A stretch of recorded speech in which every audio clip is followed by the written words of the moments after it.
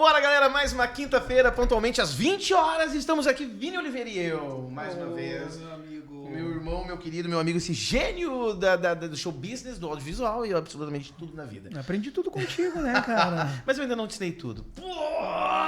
Me ensina. Cara, muito legal estar aqui mais uma vez. Muito obrigado pela tua companhia, pela tua audiência. Muito obrigado pelo teu clique. Tu acabou de te inscrever no nosso canal, né? Ali, ó, clicou, Pelo amor de Deus, nada. né? Não, por favor, não custa nada. Clica também no sininho pra receber as notificações, não é isso? E aí a gente tá sempre aí contigo, te fazendo companhia no YouTube, nas redes sociais é @tanagigpodcast, Vini Oliveira, o mestre, e o meu é o Vicente Neto. Então, cara, valeu. A gente tá aqui mais uma vez com uma grande presença. Um cara que a gente tem assunto pra 5 horas, pelo que eu vi. Uma primeira roda a vinheta. Ah, roda a vinheta, Felipe.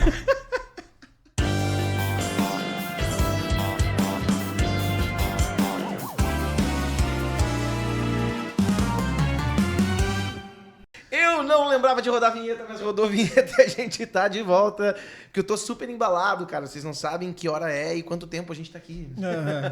Eu já tomei uns 40 A gente café, já gravou 24 episódios de podcast. 50 24 horas. podcast, e 40 energético e 90 e 10 café preto. Mas a gente tá feliz. Tá. É isso? Tá, porque o nosso convidado de hoje, a gente conheceu há pouco tempo, né? E ele foi indicado por uma pessoa que a gente ama muito, né? É tu, eu não faço muita questão de conhecer. Mas eu fiquei maravilhado com o projeto dele, né? Com o que ele entrega dentro do projeto, né? E como ele entrega, eu acho que isso é muito importante, ter pessoas fazendo isso, né? E ele faz muito bem, é muito legal. Cara, e eu vi...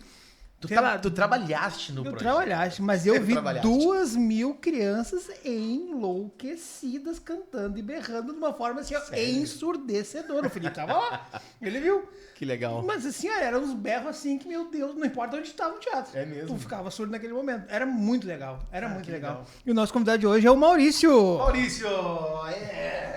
Vem com nós. Ele só não trouxe os imaginários hoje, Não mas trouxe? tá lá no... Mas tá por aí, cara. Estão aqui, vocês não estão vendo. Tá no nosso imaginário. Exatamente. Ah, valeu por ter vindo, cara. Que legal. O Vini me falou também do teu projeto. Eu acabei conhecendo pelas redes sociais, cara. Incrível. Eu imagino que tenha sido reflexo de uma puta história que tu deve ter pra contar, né? Como é que isso tudo começou na tua vida? Manda aí. Cara, primeiro, obrigado pelo convite de vocês aí. É um grande prazer estar aqui. Foi lindo trabalhar com o Vini, com a Jéssica, com a equipe dele. E a gente tá aqui agora dando um novo passo com esse convite especial. Vamos lá. Cara, da minha história, assim, em relação à música, eu nasci em família de músico. O meu pai, ele é hoje o músico mais antigo da OSPA, da Orquestra Sinfônica de Porto Que Alegre. legal. 51 anos de OSPA, O que ele toca? violino. A OSPA Pô, tem assim- 75 ou 70, não Ele me tá lembro. 51 anos lá. É, meu pai entrou com 19 anos, cara. Meia década tocando num lugar, cara. E Sensacional.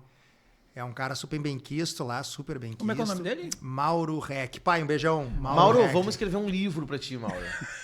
Bom, tu viu que eu sou muito ligeiro. É muito bom. Eu sou muito ligeiro, nós vamos escrever um livro Mas pra ti. é história, o pai vai Vai ter ser história. uma enciclopédia. Ó, nós vamos escrever um livro. Ó, Mas né? eu Grava nasci, isso então, aí. nessa família musical, assim, o meu pai, eu frequentando o Teatro da OSPA, na época na João Teles, ali no Bonfim, em Porto Alegre, indo nos ensaios, indo nos concertos, interrompendo ensaio, brincando lá com meu irmão.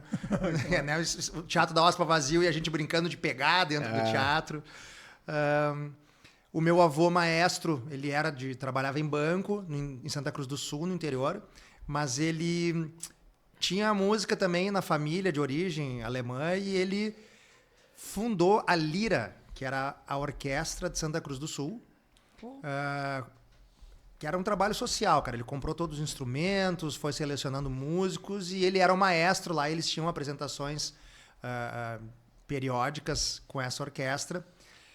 E o meu avô foi também, musicalmente, o cara que compôs o hino da cidade de Santa Cruz. Então, a parte musical, né? Não a letra, a parte musical, que até hoje o hino da cidade é do meu avô A falecido. melodia dele. Lindolfo, melodia, harmonia, arranjo, tudo dele.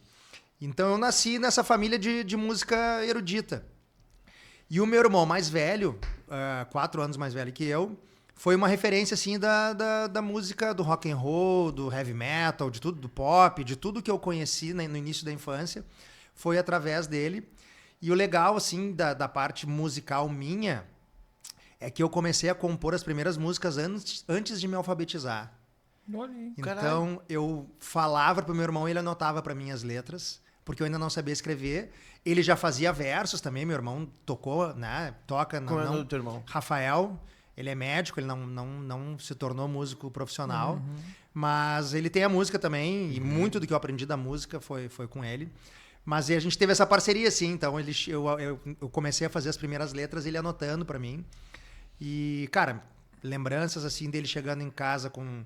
Desde vinil do Iron Maiden, do Menudo, do Michael Jackson, do Zig Sputnik, assim, coisas...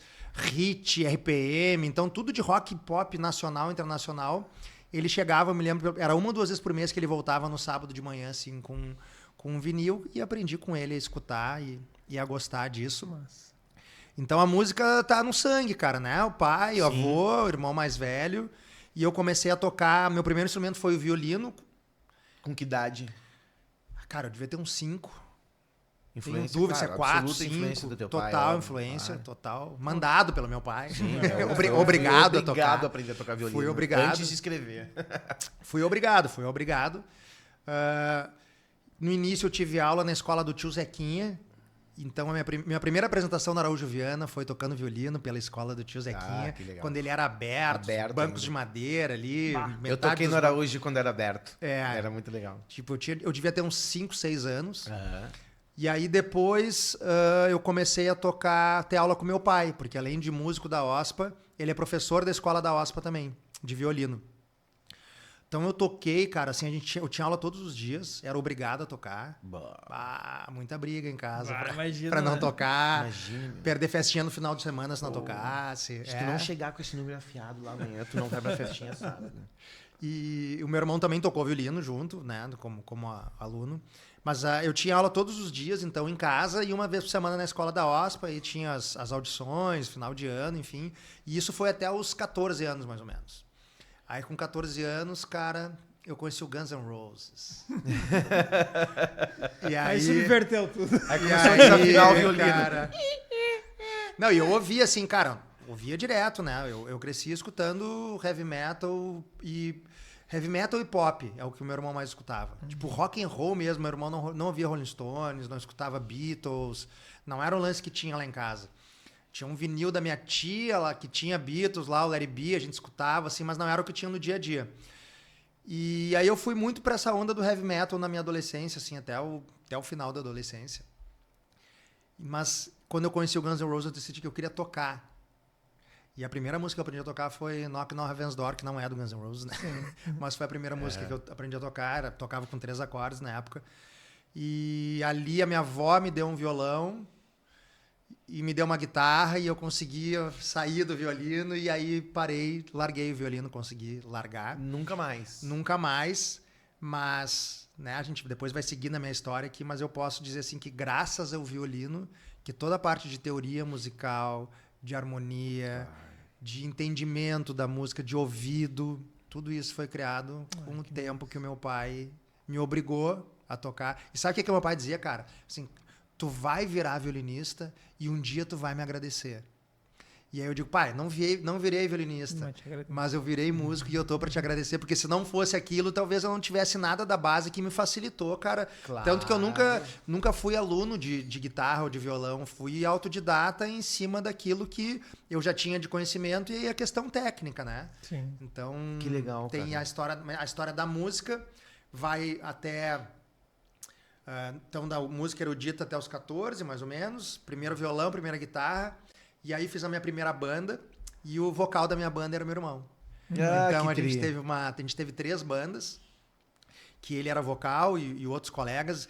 A gente teve sempre o mesmo baterista, que é o Fábio. Um beijão, alemão, se estiver vendo aí. Então, enquanto eu tive banda autoral fora, depois agora na Vida dos Imaginários, sempre meu irmão foi o vocalista e o Fábio foi o batera. E tu até então sem cantar. E eu sem cantar até então, mas compondo as músicas. Então eu já ia a parte de compositor, fazia as músicas. Teve um show, cara, o primeiro show que eu fiz com essa banda, daí já na época Guns N' Roses, MTV, grunge, tudo Como misturado. Como é que é o nome da banda? Cara, essa banda chamava Green As Kid. Green As Kid. Vai perguntar o nome das É nome muito é um nome muito bom, né? Era eu, Rafa, o Hélio, que era um baixista, a gente ensaiava na casa do Hélio, lá no fundo da casa do Hélio.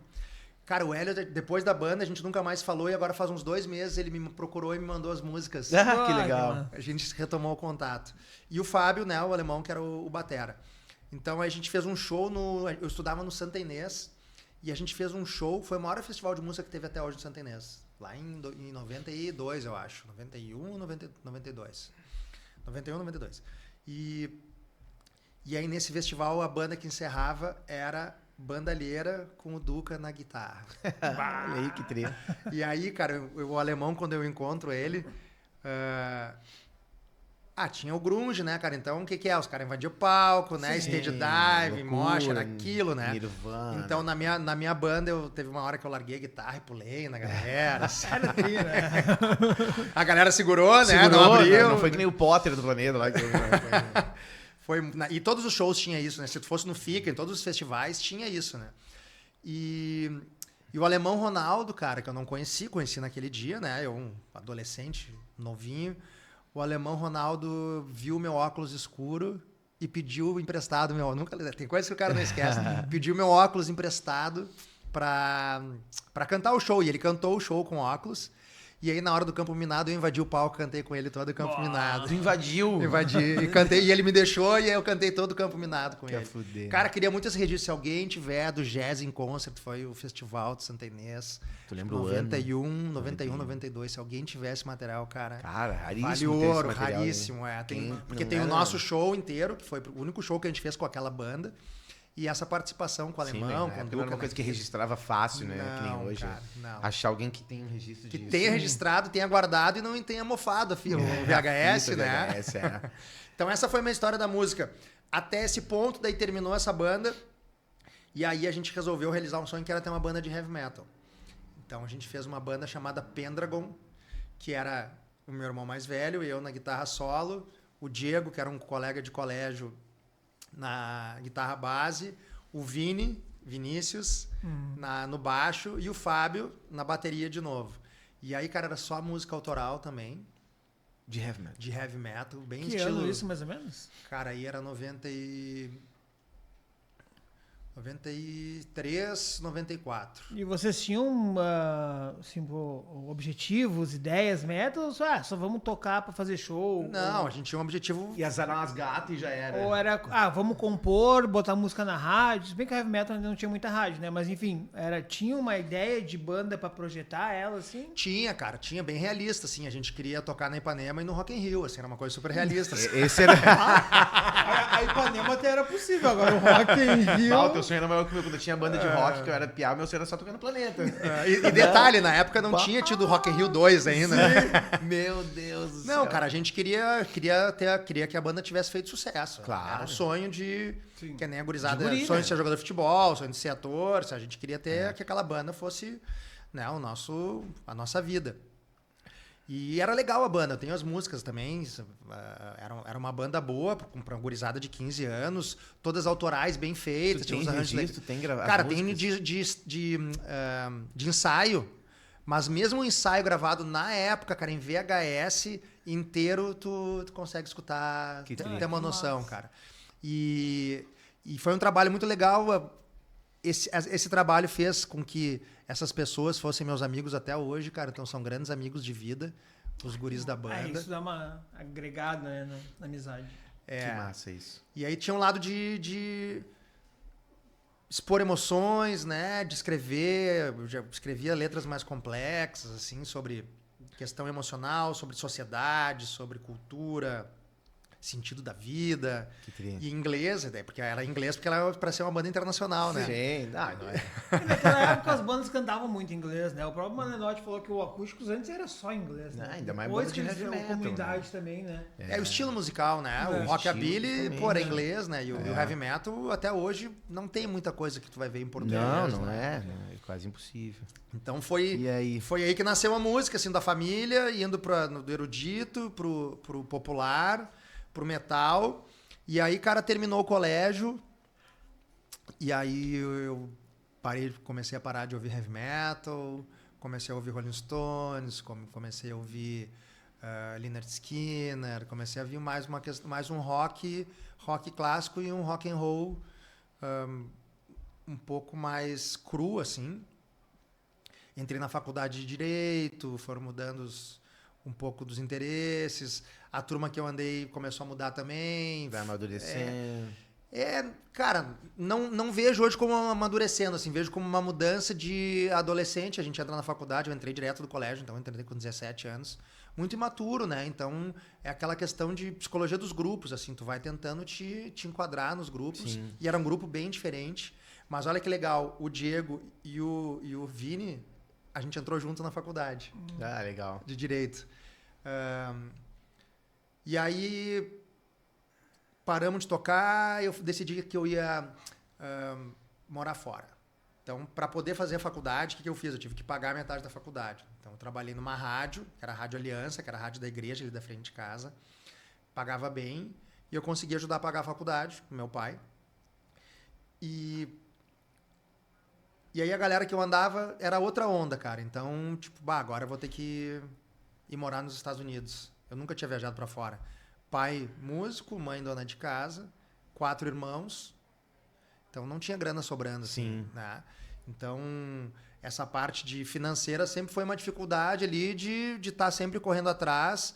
Classe média, a gente estudamos um colégio particular, tivemos uma boa... O pai e a mãe foram muito dedicados e nos proporcionaram, mas mais ou menos assim, ó, a gente vai até aqui, agora a gente deu o respaldo para vocês e vão, né? E eu sempre comprei essa ideia. E aí, cara, eu resolvi vender tudo que eu tinha, amp, pedaleira, guitarra, tudo que eu tinha ligado à música, assim, vendi para conseguir realizar esse sonho. Tranquei a faculdade e fui morar nos Estados Unidos. Eu morei 6 meses lá e lá entreguei pizza e trabalhei de manobrista num estacionamento em Santa Mônica. Morei em Los Angeles e ali foi amadurecimento. Cara, ali aqueles 6 meses valeram por uns 10 anos de vida. Tipo, tu sozinho, num outro lugar. Cheguei lá sem falar inglês. Outra cultura, não falava inglês. Não, aprendi lá. Mas como é que tu escrevia as músicas em inglês? Em português. Tinha a Luciana. A Luciana era minha amiga, ela traduzia. Eu escrevia em português e ela traduzia para inglês. Pra ti.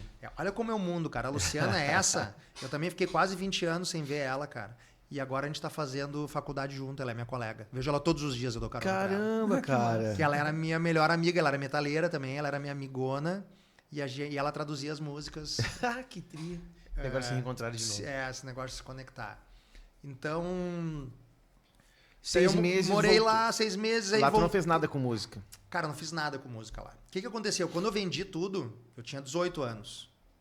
Eu só tive contato de novo com o instrumento. Eu vou chegar nessa parte aí. Fiquei mais de 10 anos sem tocar nada, sem ter contato com nada. Fui para os Estados Unidos, trabalhei, amadureci, aprendi inglês.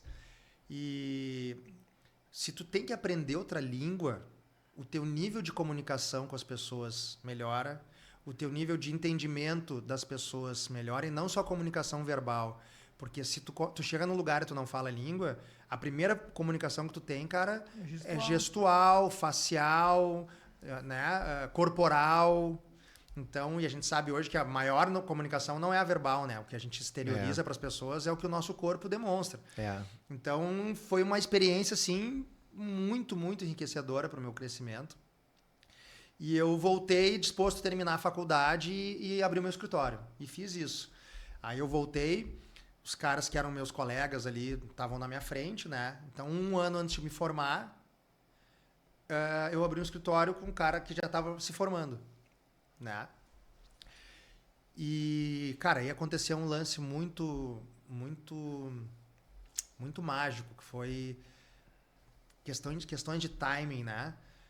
Teve uma mudança lá na Lei Pelé, na legislação do passe do jogador de futebol. Agora só saímos da música, morar fora, jurídico e futebol. Naquela época estava havendo a transição da Lei do Passe para a Lei Pelé. E teve muitas discussões por anos em relação a essa mudança de lei. E quando a gente abriu o escritório, uma das situações que estava sendo emergente era os jogadores de futebol regularizarem o dinheiro deles, cara. Porque eles recebiam muito dinheiro frio, dinheiro por fora, dinheiro vivo, sabe? Volta aí, cara, 1999. Era outro mundo, né? Total. Né? Quem não viveu isso não consegue imaginar isso. É. Tipo, cartão de crédito mal existia. Né, mal mesmo. Entendeu? As pessoas usavam cheque, Em cara. 99 não tinha nem celular, não tinha Não, nada. não tinha nada, não tinha nada. Então o negócio do dinheiro vivo era muito real em muitas situações, né? Sim. Todo mundo usava dinheiro vivo. Hoje ninguém usa dinheiro vivo, mas naquela época todo mundo. Todo mundo. Então tinha isso, cara, recebia bicho, recebia salário, recebia os negócios por fora. E tinha, tava errado, mas as pessoas faziam. Então teve uma questão da lei de tentar dar uma moralizada também para começar a fazer do jeito certo. E aí a gente criou um projeto, cara, não vou entrar muito nisso, mas a gente criou um projeto para regularizar. Esse projeto nos deu abertura dentro do mercado de futebol. Os atletas começaram a nos contratar para resolver isso, ligado ao direito de imagem deles. E aí tu começa a criar relacionamento, né? E aí aquilo que eu tinha aprendido de relação lá fora foi muito importante porque, cara, se tu tem cultura, tu tem boa fé, tu tem proatividade e é um mercado que tem muita dificuldade. Eu sei que hoje ainda é assim, mas acredito que seja menos, mas naquela época era muito, muito canibal, assim, muito primitivo. E a gente querendo fazer a coisa do jeito certo, teve abertura e aí um jogador pediu para cuidar de um contrato do imóvel, outro lá do divórcio, outro do contrato de imagem do clube, e a gente começou a advogar para os caras. Então, cara, a gente advogou para técnico de seleção brasileira, para jogador de seleção brasileira, para uns caras grandes. E novinho ali, velho, tava com 23, 24 anos. Bem novo. Que massa.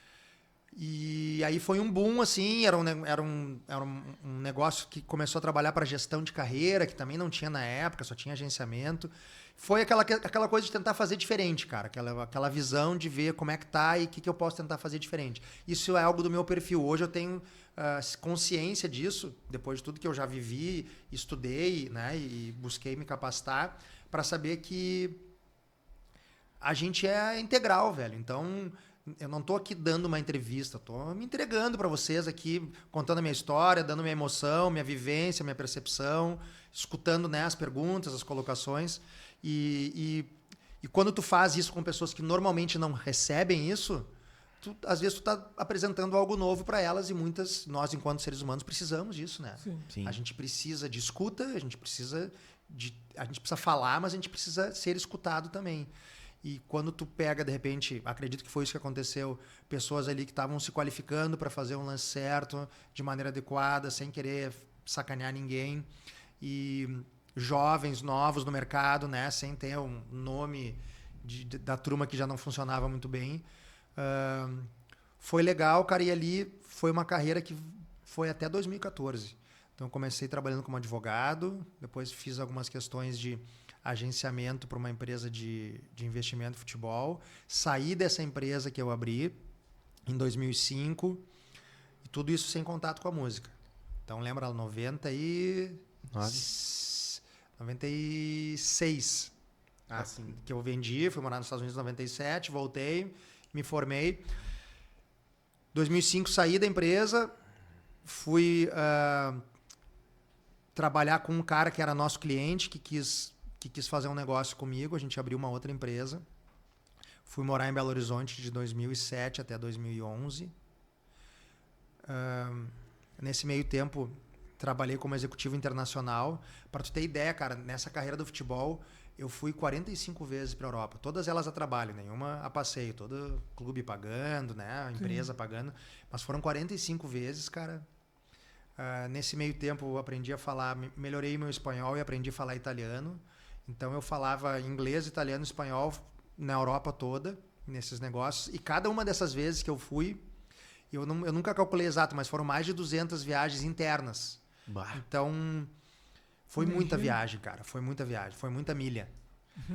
Todas elas falando outra língua e tentando abrir mercado, tentando fazer negociações, apresentando o clube esse de formação, que eu morei em Belo Horizonte, porque o cara abriu um clube lá, então a gente fazia a gestão do clube e eu tinha que tentar fazer essa abertura de mercado. Fiz isso, cara, trouxe lá da Europa para o nosso clube no interior de Minas, cara, do Real Madrid, do Arsenal, do Tottenham, do Ajax, do AZ Alkmaar, do PSV Eindhoven, vários caras para conhecer o nosso clube, além dos clubes do Brasil. Então foi um trabalho muito legal que me deu uma experiência como executivo. Em 2011, quando eu voltei de lá, aí teve situações pessoais aí tive 2 filhos, né? Sem relacionamentos consolidados, assim, mas frutos aí da minha caminhada pessoal. E aí eu voltei para o Rio Grande do Sul. E quando eu voltei, eu fui executivo de clube profissional.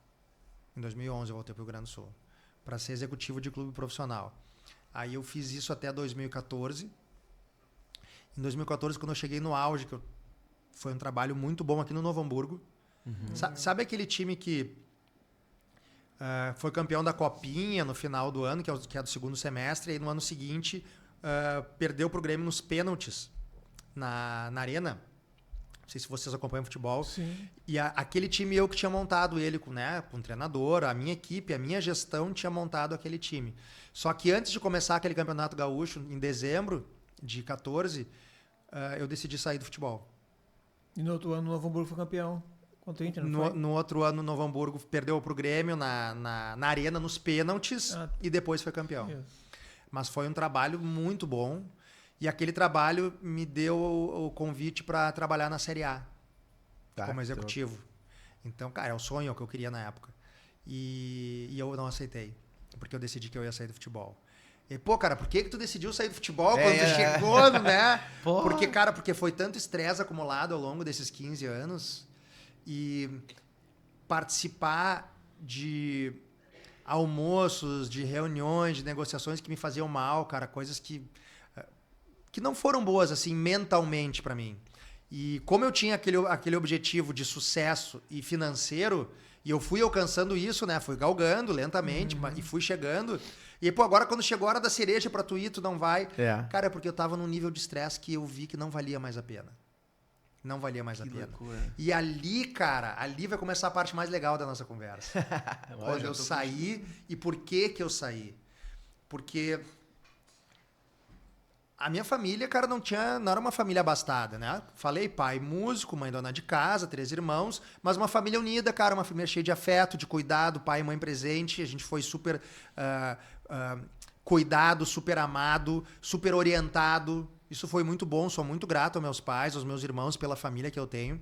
Então isso me deu respaldo, mas ao mesmo tempo a dificuldade de faltar grana criou em mim uma mentalidade de que se eu ganhasse grana, então eu resolveria todos os problemas. E foi isso que eu fiz durante aquele tempo. Fui atrás de grana e de sucesso. E aí, quando eu cheguei, eu falei, cara, mas não é isso. Eu entendi tudo errado, ou me ensinaram tudo errado, não sei. Eu escutei o que eles falaram, não concordo com o que eles falaram, mas eu também comprei porque eu quis, então, né, não tem culpado, nós não estamos julgando, mas não era isso, cara. E aí a gente se pergunta em algum momento assim, tá, mas o que é felicidade? Quanto assim, cara, eu não sei o que é ser feliz. Como é que escreve em um parágrafo o que é felicidade? Aí eu fui descobrir o que era felicidade, cara. E o que era felicidade? E aí felicidade foi isso que eu tô vivendo aí desde que eu saí do futebol. Porque eu tive que descobrir o que era. E tem uma coisa que eu sei, que eu aprendi, cara, é que nós, enquanto seres humanos, a gente não faz nada sozinho, cara. Nem descobrir o que é felicidade. Então, naquele ano de 2014, que foi o ano de transição, aconteceu uma coisa muito legal, que foi o ano que a gente comemorou 20 anos de formados do colégio. Né? A gente se formou em 94, então 2014, 20 anos. E aí ia ter uma festa, e a pessoa que estava organizando a festa junto comigo, porque eu e uma pessoa fomos organizar a festa. Cara, era uma guria que era minha paixão platônica de colégio. E ela era minha paixão platônica e ela era minha melhor amiga no colégio. Por que era platônica? Ela era minha melhor amiga, eu era apaixonado e ela não sabia e eu nunca disse pra ela. Nunca disse, cara. E tanto que depois ela namorou com um super amigão meu, namorei com uma amigona dela e a gente continua amigo. E a gente se reencontrou depois de 20 anos. E pra organizar a festa, cara... E aí a gente começou, né, fez uma reunião, conversou, contou como é que tinham sido os últimos 20 anos. E aí nesse dia que a gente fez uma conversa, foi só eu e ela lá na casa dela, que a gente ficou mais de 3 horas conversando sobre os últimos 20 anos, eu consegui, foi terapêutico para mim, porque eu contei tudo Em 3 horas, não aqui nesse tempo. Tudo. E ela me conhecia, essa é a diferença. Ela me conheceu como criança, como adolescente. Sim. A minha essência, eu como pessoa, valores, princípios, dificuldades, inseguranças, né? Super próxima. A gente teve essa conversa, assim, que durou mais de 3 horas, umas 3 horas e meia. E eu consegui me abrir, assim, tudo que eu tava sentindo. Foi terapêutico por isso. Parecia que eu tava numa terapia, mas não era. Tava falando com uma amiga minha. E consegui abrir tudo. E ela tava com umas dificuldades. Ela tinha se divorciado ali alguns meses. Ela também dividiu e veio aquela amizade, assim, depois. Sabe aquela coisa de amigo que tu não vê nunca mais? E que a gente diz, amigo de verdade. E rolou isso. Só que ela era uma amiga ex-paixão platônica, né, cara? E eu acho que eu devo ter ficado um pouquinho mais bonitinho da época. Tu revelou isso pra ela nessa conversa ou não? Eu não me lembro. Não Assim, me lembro. Nunca te contei, mas agora... Eu acho que não. Não me lembro. Acho que não, um pouco cara. de coragem de falar uma coisa. Não, sabe por que eu não contei? Porque eu achava que ela sabia. Eu achava que ela sabia. E aí, cara, deu uns dias, a gente ficou de conversar de novo. A gente começou a conversar. E aí um dia a gente ia se encontrar pra conversar e ela me mandou uma mensagem assim: tu não quer ser meu amigo colorido? Ela chegou em mim e eu falei, que tri. cara, por mensagem, Deixa né? eu pensar. E eu falei assim, pô, claro, né? Não me lembro como eu respondi, mas foi óbvio, né? Claro. E aí, cara, essa guria tava no show cantando comigo no palco semana passada. Bah, que tri. Ela é minha mulher, minha esposa, cara. Que legal. Carol. Muito É bom. minha amiga colorida também. Ela era. Mas sabe que a mulher, ela ajeita o cara, né? Ela era minha amiga. Ela resolve o Minha problema esposa dos caras, hoje né? Foi minha amizade colorida também. Que legal, cara. E eu conto assim, vocês não estão vendo, mas eu tô todo arrepiado Não, mas e eu fico, meu tava olho... nervoso com desfecho, assim, de cara, tomara que ela tenha virado a esposa dele. Eu tava pensando aqui, né? Tomara e pum, virou. E tu sabe o que cara. além do fato dela ser o amor da minha vida, né? Te amo, amor. Ela foi a pessoa... Sabe por que a gente casou, cara, e a gente ficou? Porque ela me conhecia tão bem de mais novo e ela viu que eu não tava bem com o trabalho. Eu trabalhava no futebol ainda. Sim. Eu tava no futebol. E ela viu que eu não tava bem. Eu fui descobrindo que o motivo de eu não estar bem é que eu não amava aquele trabalho que eu não fazia, cara. Eu não gostava mais de fazer aquilo. Eu fazia porque era meu ganha-pão, era o meu trabalho, Claro. né? Não tinha outra perspectiva. Não tinha outra perspectiva, tinha vaidade, cara, porque Claro. o cara que chegava no churrasco, meus amigos queriam saber, tu foi no do jogador tal, foi no iate, foi no não sei o quê. Eu tava com os caras, entendeu? Muito status. Todo status e vaidade e a questão de segurança financeira. E infeliz. E a Carol, cara, desde que eu me lembro dela pequenininha, ela dizia que queria ser médica. E ela é uma médica super bem sucedida. Ela sempre soube o que ela queria. Não foi por grana. Ela faz várias ações aqui. Ela nem gosta que fale, mas ela faz várias ações. Ela é humana. Ela não fez medicina por grana, por vaidade. Ela fez porque ela ama cuidar de pessoas.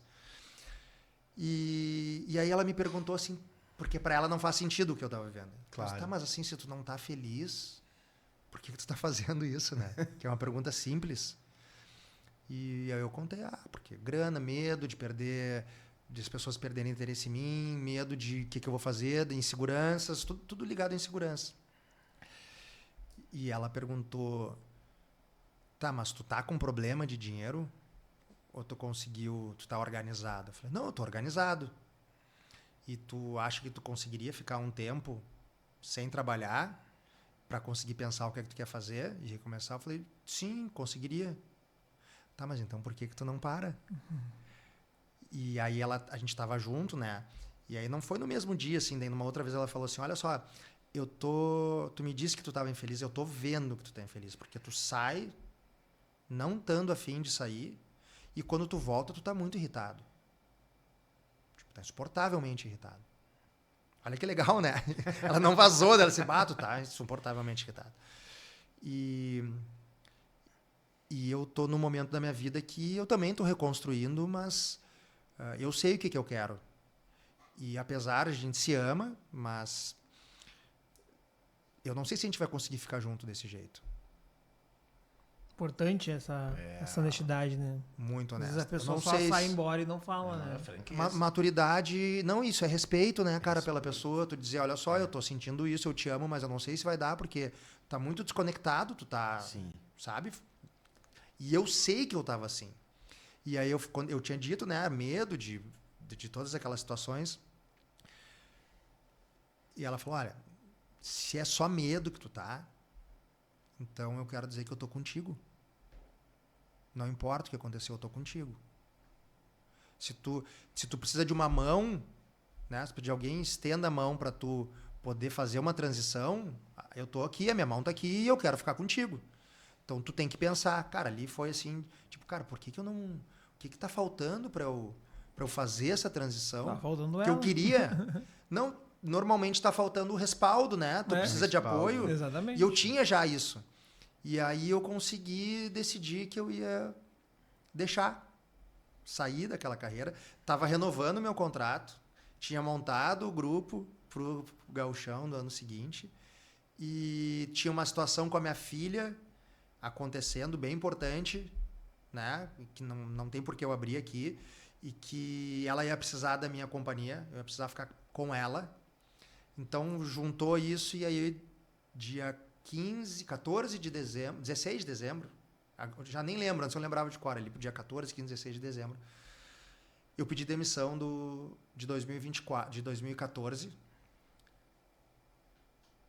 16 de dezembro de 2014, eu pedi demissão do clube que eu tava, que era o Novo Hamburgo, e nunca mais trabalhei com futebol. Caramba. Mas já com rumo? Sim, um rumo que Tipo eu não assim, ia trabalhar com futebol. Era o único só. rumo que eu tinha. Bom, Aí eu parei, cara. 1º de janeiro eu vejo o que eu vou fazer. Não, a ideia era essa, deixa eu dar assim uma respirada, deixa eu me reorganizar, deixa eu começar a pensar o que eu gosto, o que eu quero, para que caminho eu vou. O que faz sentido na minha E vida. a Carol, assim, cara, horas, aí foi, a gente conversava todos os dias muito para tentar me redescobrir. Só que sem a pressão. Eu não tava com alguém me cobrando aí, tá aí, o que tu vai fazer? Sim. Você Sim. entende a diferença de Não tu ter tinha uma alguém... faca no teu peito. Cara, essa é uma diferença, assim, de ter, e eu falo com tranquilidade isso porque a nossa relação é assim. Então, todos nós precisamos, seja se vai ser marido, esposa, amigo, amiga, pessoas que nos escutem, que não nos julguem e que nos apoiem para aquilo que a gente quer, porque as pessoas gostam de dizer o que elas querem que a gente faça, né, cara? Então foi um momento assim de abertura, sabe, de transição para mim, de eu me permitir, porque eu nunca tinha vivido com alguém ou convivido com alguém assim. Por que é tão especial? Porque eu comecei a conviver com um ser humano diferente das outras pessoas. De julgamento, de cobrança, não que cobrar seja ruim, não que fazer alguma avaliação seja totalmente ruim, mas a questão de julgamento, de as pessoas quererem. A gente vive num mundo muito assim, né? Hoje, as pessoas quererem que seja do jeito delas, que seja o que elas querem, as crenças delas, as pessoas que elas acreditam. Então, tu ter alguém que te dá espaço e que te faz perguntas relevantes para tu refletir, eu tive muita sorte de encontrar uma pessoa assim. E começou ali a se desenrolar, até que eu cheguei no momento que eu falei assim, ó, criei 3 coisas, criei meu propósito, descobri o meu propósito. O que eu vou fazer? Então, pensando diferente do que eu fiz e do que tá por vir de novidade. Então, diferente. Cara, eu vou trabalhar com algo que eu ame e que me dê prazer. Não seja o dinheiro o primeiro ponto. Eu tenho que descobrir algo que eu ame e que me dê prazer. Depois eu vou fazer isso virar um negócio, vou fazer... Dá dinheiro. Dá dinheiro, vou monetizar. Mas eu tenho que descobrir o que é. Segundo, eu quero estar perto da minha família. Eu quero estar todos os dias com essa mulher que eu amo e com meus filhos aqui perto. Então eu tenho 2 filhos com 2 mães diferentes. Felizmente hoje, né? Já faz alguns anos os 2 em Porto Alegre. Quero conviver com eles o máximo que eu puder. E a Carol também tem o Beto, filho dela, o Betinho, que mora com a gente desde sempre. E eu quero, é minha família, eu, Carol e os 3. Então eu vou fazer algo que eu ame, que eu possa estar perto dele. Lembra? Eu tava sempre viajando, né, cara? Executivo de futebol mora ou no avião ou no ônibus, né, cara? Sim. Assim, no interior, o ônibus e para fora, né, nacional, internacional, no avião. E por último, lembra que quando eu comecei meu trabalho na carreira, eu queria ganhar dinheiro, eu queria construir. Agora eu quero fazer algo que vai deixar um legado pro mundo. O que é o mundo? É o planeta? Cara, pode ser. Se se eu chegar no Rock in Rio, né? Mas não precisa ser. Se eu conseguir, dentro da minha casa, deixar um legado de humanidade para os meus filhos, de generosidade, de respeito, de gentileza. Se isso tudo que eu estou conseguindo viver, eu conseguir repassar para eles, levarem para a vida deles. E as pessoas com as quais eu for trabalhar, porque eu estava falando de trabalho, é isso que eu quero. Eu quero que aquilo que eu for trabalhar, as pessoas para as quais ou com as quais eu for trabalhar, mude a vida delas de alguma forma positiva, porque isso vai mudar a minha vida.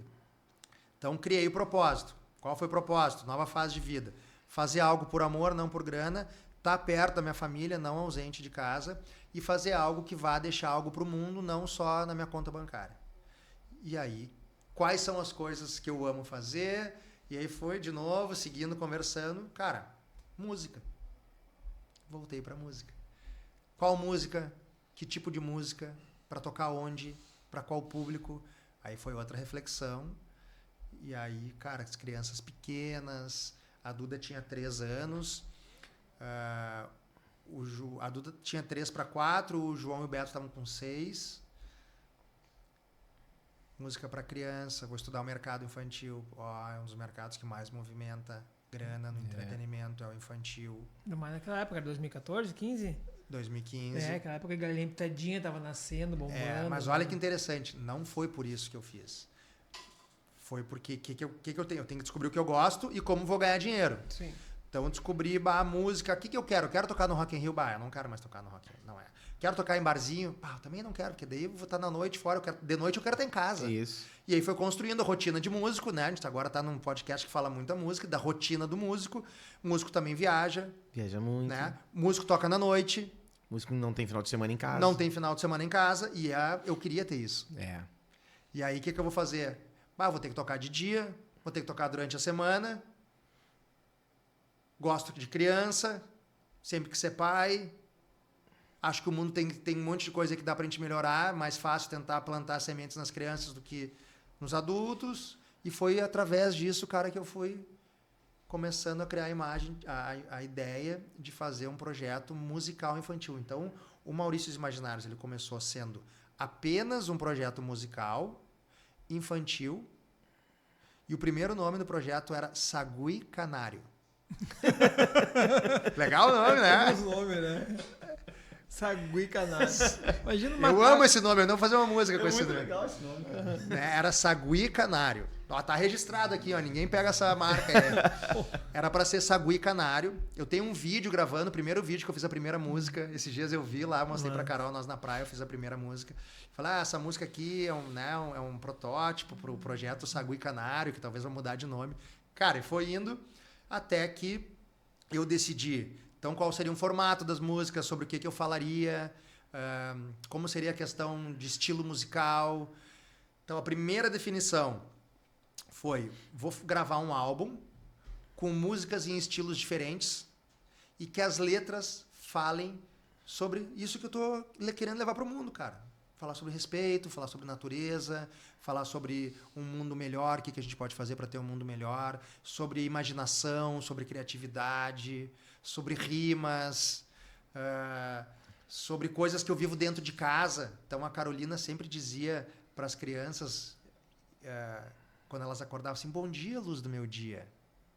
Tem uma música chamada Bom Dia, Luz do Meu Dia. Né? Teve uma música que um dia, cara, teve uma época que tinha...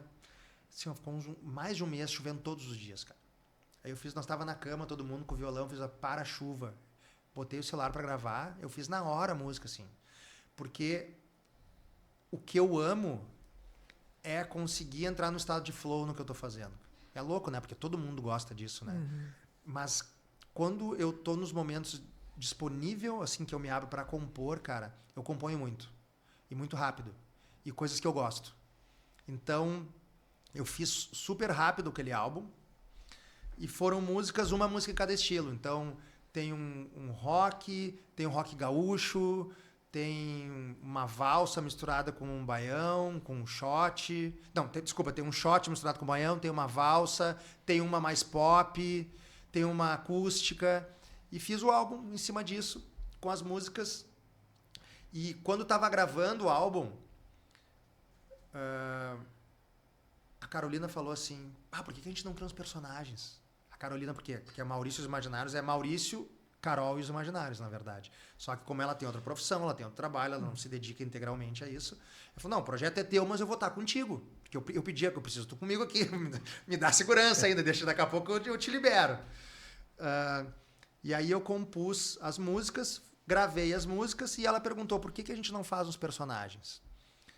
Aí veio a ideia de fazer os personagens, até que a gente chegou que ia ser um menino, Maurício, uma menina, Carol, os Imaginários, porque a primeira música que eu fiz pro projeto foi Amigo Imaginário. Os Imaginários com o apelido dos nossos filhos, o Johnny, o Beto e a Duda. E outros 2 personagens que têm mensagens educativas, que é a Branca e o Ó. Começamos a criar os personagens, gravando em estúdio. Ficou pronta a primeira música, Vamos Jogar Bola. Essa música hoje nos shows, o Malenotti canta comigo. E aí, cara, busquei um animador para animar os personagens. E a animação seria... A gente chegou, né? Reuniões. Parece rápido, assim, demorou 2 anos esse processo até sair a primeira animação. Até o primeiro dia que eu entrei no estúdio, até sair a primeira animação, deu 1 ano e meio, mais ou menos. 1 ano e meio sem trabalhar, sem receber, não. Trabalhando, produzindo, criando, mas sem receber, não remunerava. Não tinha receita nenhuma. Não tinha receita nenhuma, ao contrário.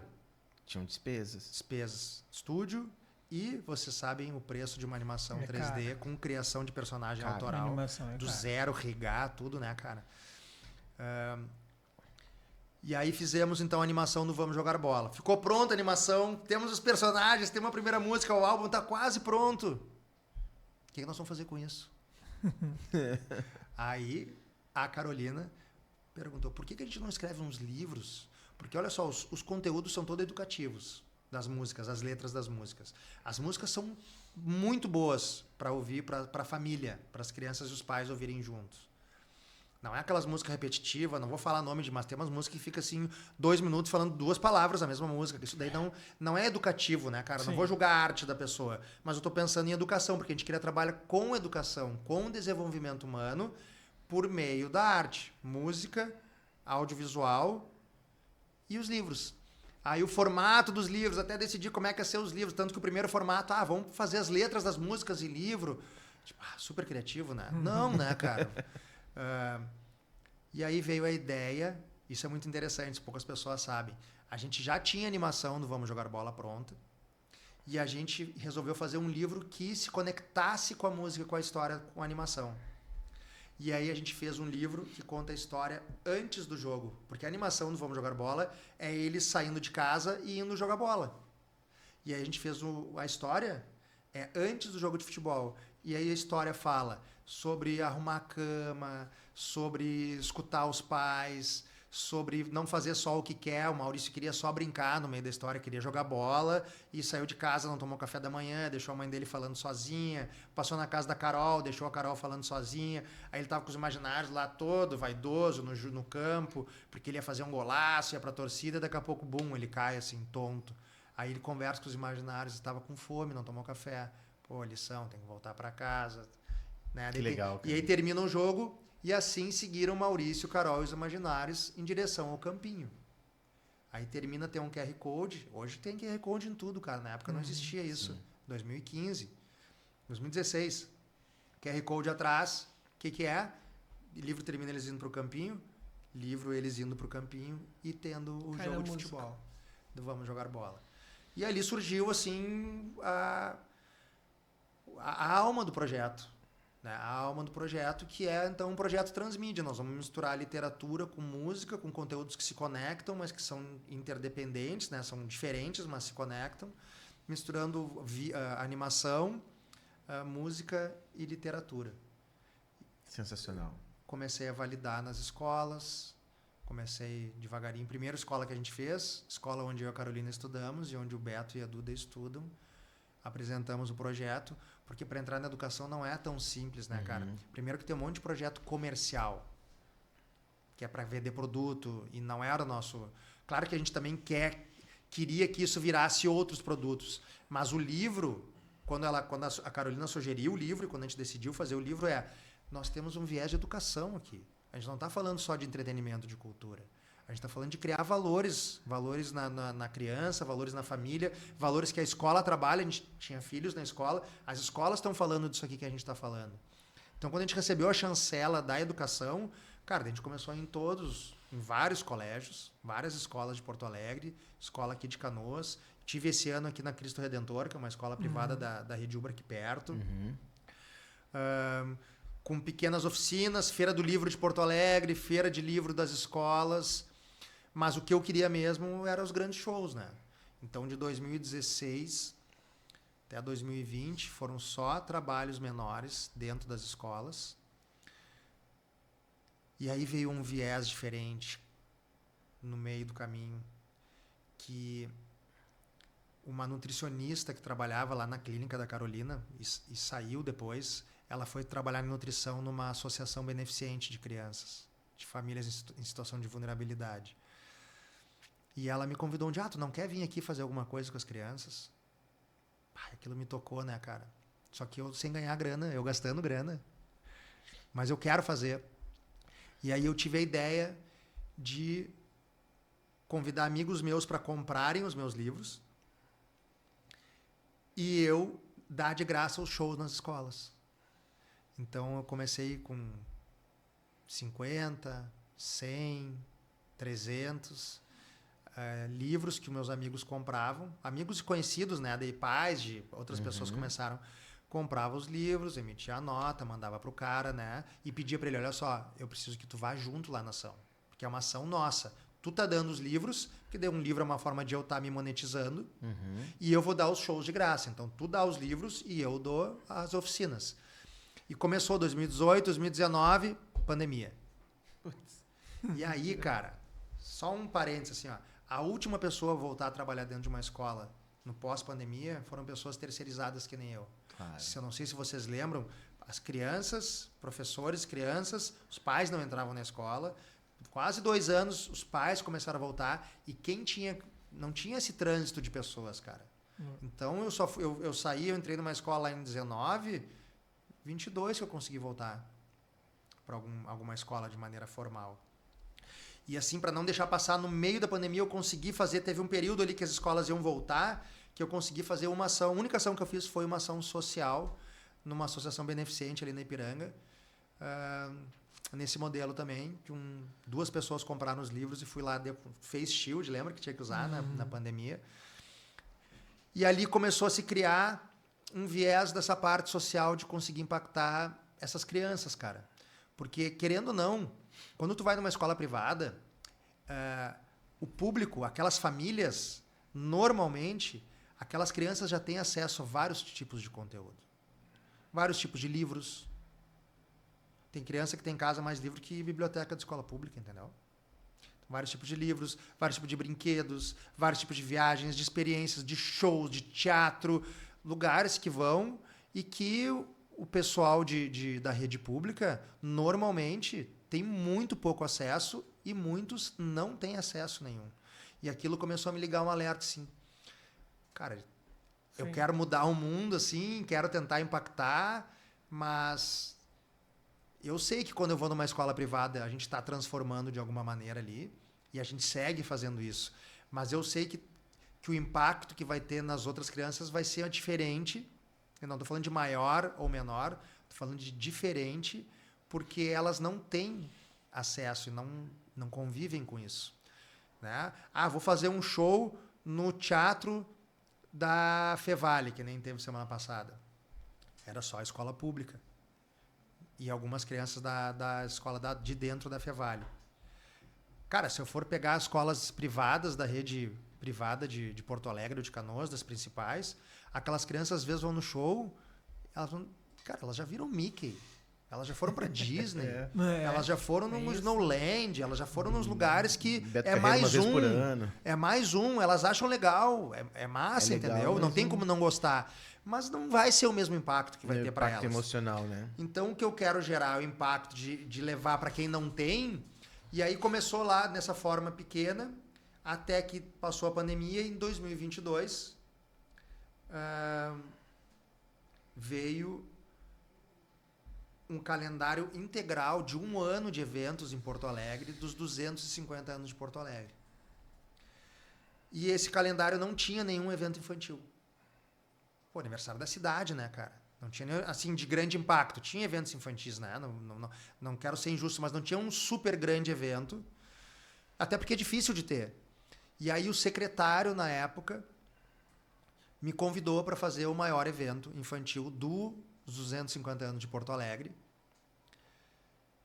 E ele sugeriu, cara, faz um show no Araújo Viana. Tipo, faz um show no Araújo Viana. Só ali no Araújo, o maior palco do Rio Grande do Sul. Resumindo, isso foi em 2021 que a gente começou a conversar, porque o calendário era todo ano de 2022, então em 21 ele já estava formatando. Vamos fazer no mês de outubro, mês das crianças. Foi se desenvolvendo o projeto. Resumindo, cara, a gente trabalhou, se esforçou, bateu muita porta e fizemos 4 shows no Araújo Viana.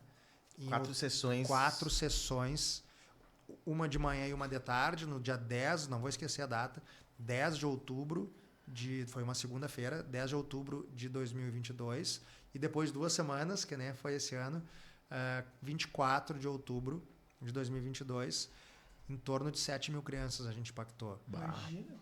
E todas elas, no final, dentro do projeto, tinha a previsão disso, todas elas, no final, ganharam um livro de presente, Uma Aventura em Porto Alegre, que é um livro nosso.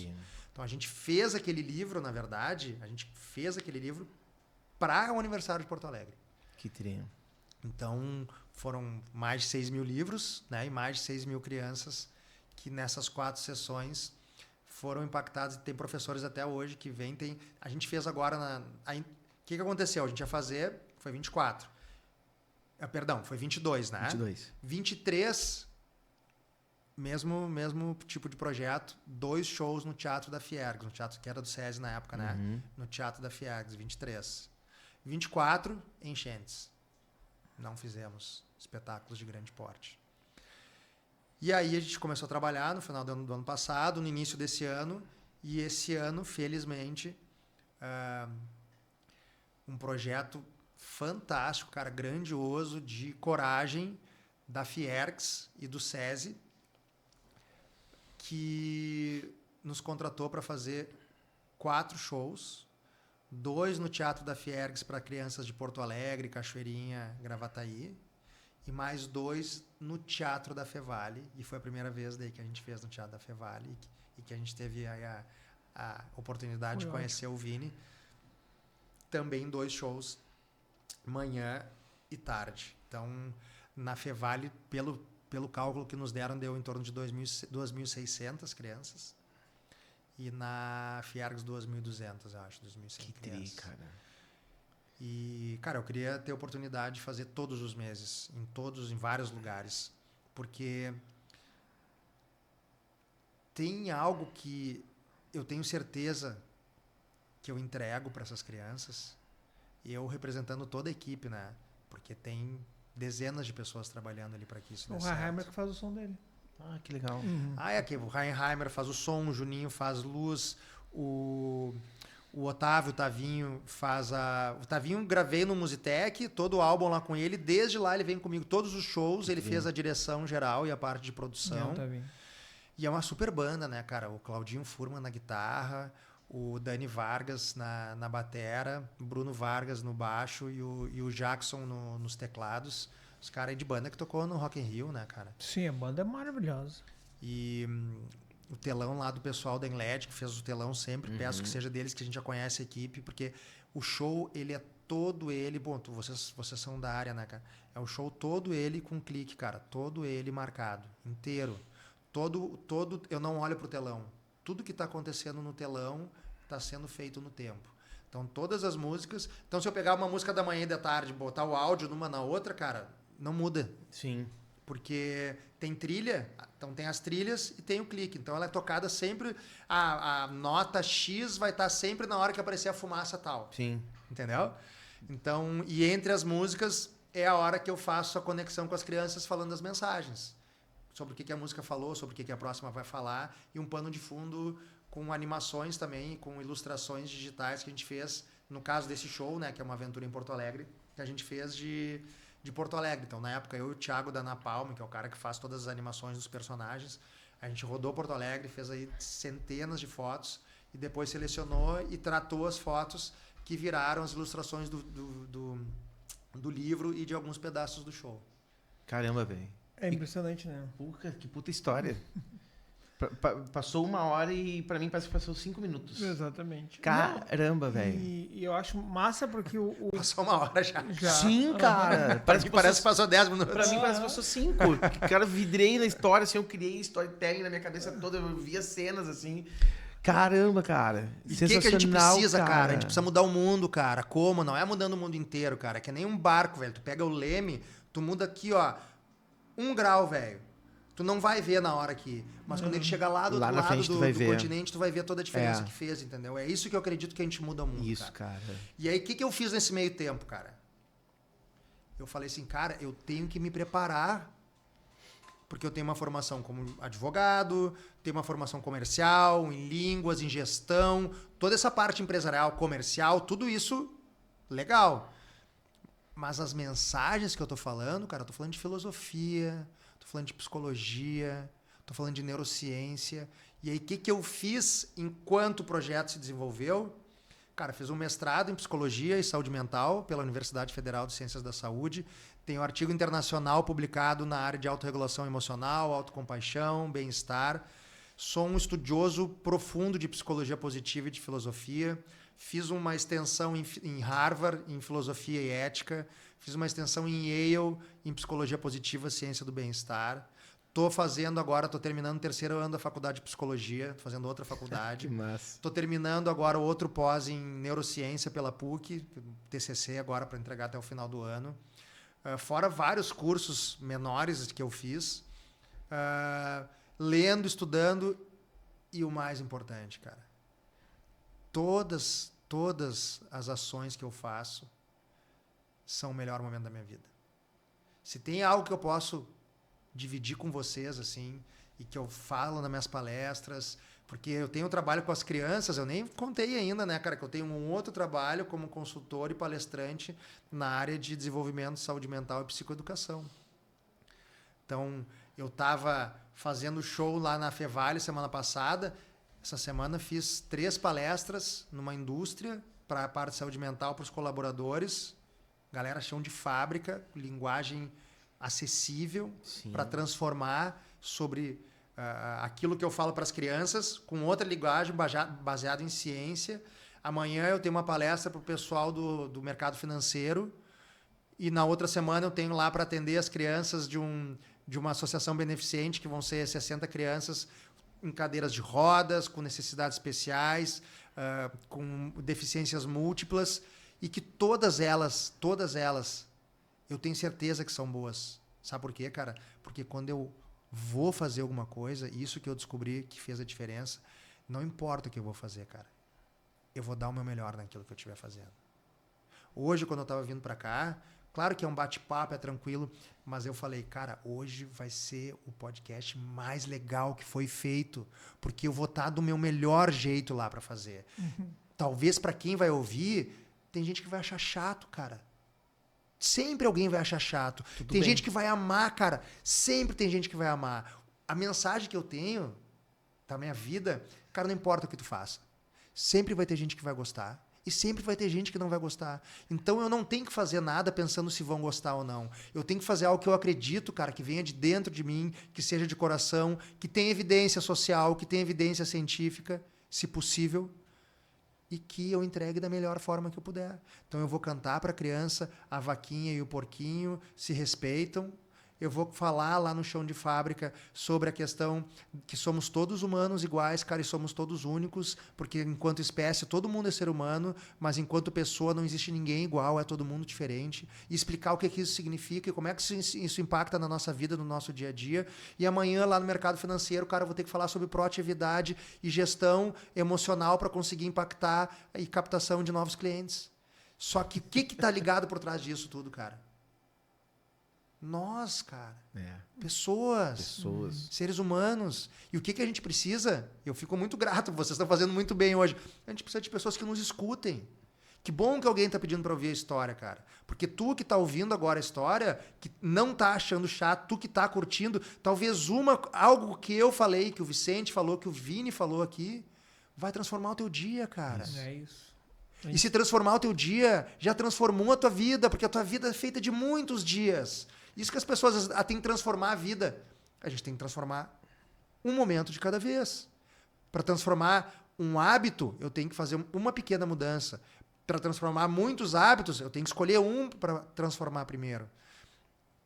E para tudo isso, para transformar de forma consciente, porque mesmo que a gente não queira, a gente está se transformando.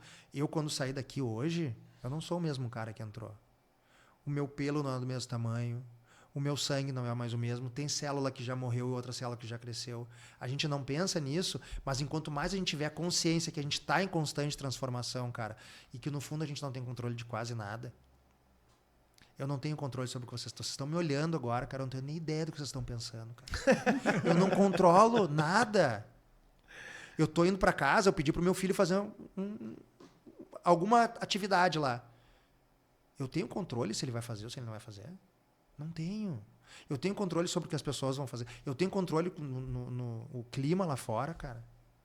Eu tenho controle se eu vou sair daqui e vai ter um acidente de carro na frente. Eu tenho controle a hora que eu vou chegar em casa. Eu não sei que horas eu vou chegar, cara. Eu posso botar no Waze, cara, e no meio do caminho acontecer algo que muda. Isso. Então a gente não controla quase nada. Mas o que a gente pode controlar, muitas vezes, não sempre, é o que a gente vai fazer, cara. E quando a gente descobre que a gente só pode controlar o que a gente vai fazer, e para conseguir ter algum controle sobre o que a gente vai fazer, a gente precisa estar com autoconsciência, com autoconhecimento, autocentrado, para poder ter equilíbrio e pensar no que a gente vai fazer, porque a gente também age tanto no automático hoje. Aí começa a melhorar a nossa vida. Aí o esquema começa a funcionar um pouco melhor. Então, Vini assistiu o show lá, cara. Tem uma música que fala assim, ó. A verdade é o amor, a paz e a esperança, que me fizeram compor e deixar essa lembrança. Eu só peço, por favor, com a fé de quem não cansa, que protejam nessa vida minha alma de criança. No fundo é só isso que eu quero, cara. Isso é um lema. Sabe o que é esse refrão, cara? Esse refrão, quando meus filhos eram pequenos, que o Maurício Imaginário surgiu, que eu criei essa música, na verdade, esse refrão surgiu antes de eu criar a música. Isso era como se fosse um pequeno mantra. Antes de dormir, a gente botava eles na cama, baixava a luz, eu pegava o violão, sentava do lado deles no chão, dedilhava. A verdade é o amor, a paz e a esperança, que me fizeram compor e deixar essa lembrança. Eu só peço, por favor, com a fé de quem não cansa, que protejam nessa vida minha alma de criança. E aí sabe o que eu fiz com isso, cara? Um dia eu tava dentro do carro, tava o álbum pronto, tava indo lá gravar algumas, não me lembro que linha que a gente tava indo gravar lá, tava dentro do carro, cheguei um pouco antes no estúdio, e aí me veio assim, cara, eu tenho que contar essa história. E aí comecei, e aí sabe o que virou essa música? Virou a música que encerra o show, chamada Alma de Criança. Essa música, eu pensei o seguinte, será que um dia as crianças vão contar para os filhos delas que o pai ficava no chão e fazia isso? Talvez elas nem vão lembrar, né? Mas esse momento é tão lindo na nossa família, que eu quero eternizar isso. Aí sabe o que eu fiz? Eu contei a história como se fosse feita por eles. Aí a letra diz assim, sempre lembro do meu pai dizendo, filho, mesmo crescendo, respeite a vida, cuide do amor. Seja cada dia melhor que si mesmo. Se for competir, que seja contra o medo. Mantenha a coragem por onde for. Então ele pegava o violão, ao meu lado sentava no chão e cantava esse refrão. Yes.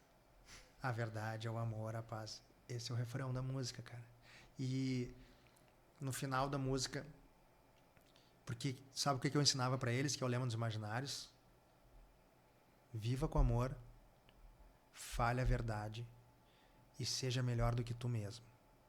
O teu maior adversário é tu mesmo. Falar a verdade não é só com a boca, é com teus pensamentos. Seja verdadeiro, te aceita como tu é, te aceita tuas dificuldades e busca ser quem tu é, te aceita. Isso é felicidade. E faz tudo o que tu for fazer com amor, que é o que eu tava dizendo de a gente dar o nosso melhor. Isso eu ensinava para eles, cara. Botei na letra da música. E aí no final eu falei que tem que ter mais alguma mensagem que seja pro mundo.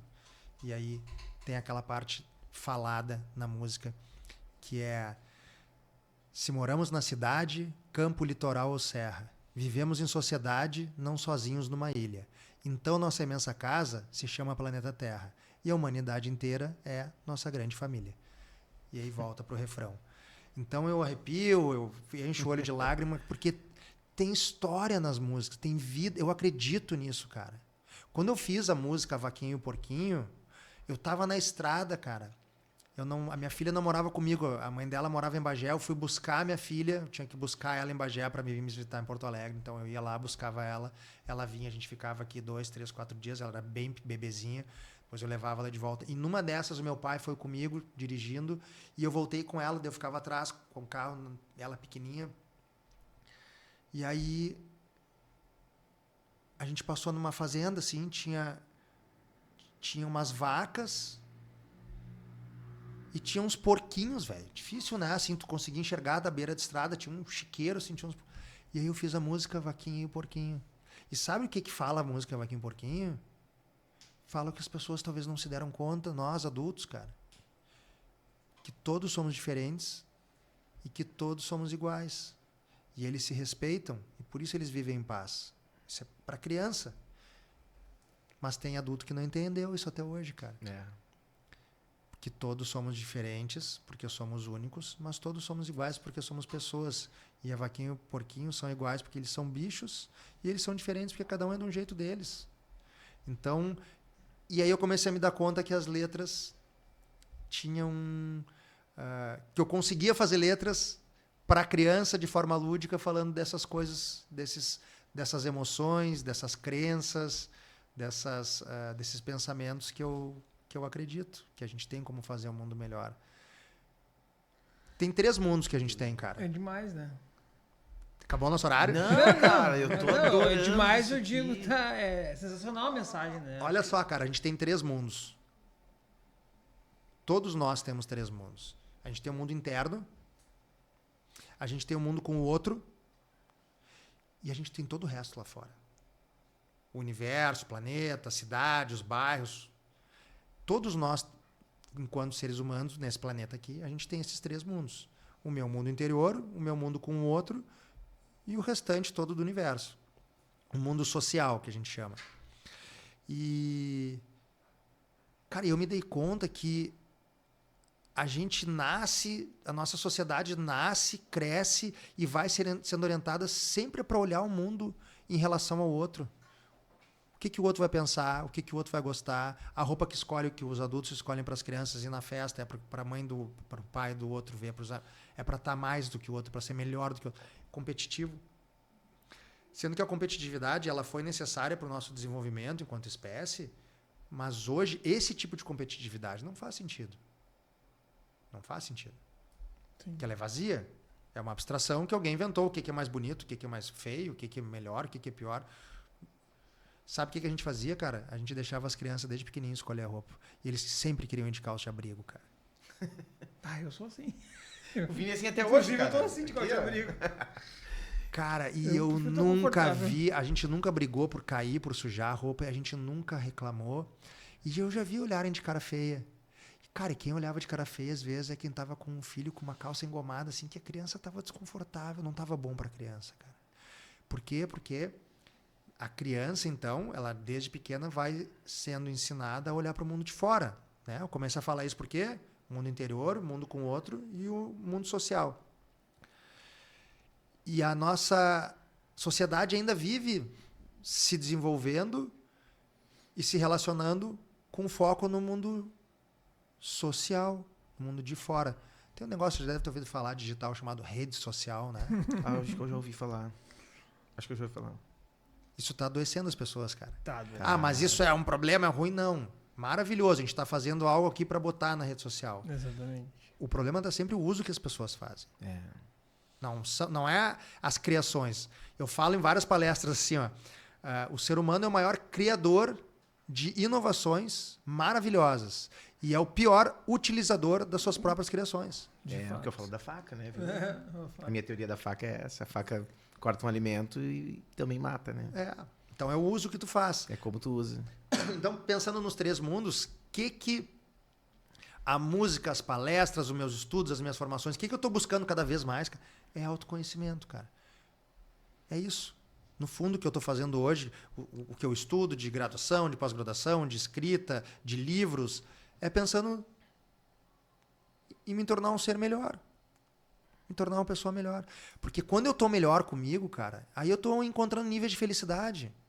E eu vou ser muito mais legal contigo, cara, se eu estiver bem. Com certeza. Eu vou ser muito mais legal contigo. Eu vou ser muito mais legal com o porteiro no prédio, com a faxineira que eu encontro ali de manhã quando eu saio do meu prédio, com o vizinho que está com o cachorro passeando que eu vou dar bom dia. Cara, se a gente não cuidar da gente, quem vai cuidar? Se a gente não cuidar da gente, como que eu vou cuidar do outro? Se eu não cuidar de mim, como que eu vou impactar no mundo lá fora e querer uma transformação porque eu acredito? Isso é o que eu acredito. Tem outra coisa que eu aprendi, é que verdade não existe uma. Cada um tem a sua verdade, mas essa é a minha. Eu acredito que nós, enquanto seres humanos, a gente pode ser mais colaborativo, a gente pode ser mais gentil, a gente pode buscar um crescimento e isso vai partir da gente cuidar da gente, cara. Tem um autor chamado Daniel Goleman.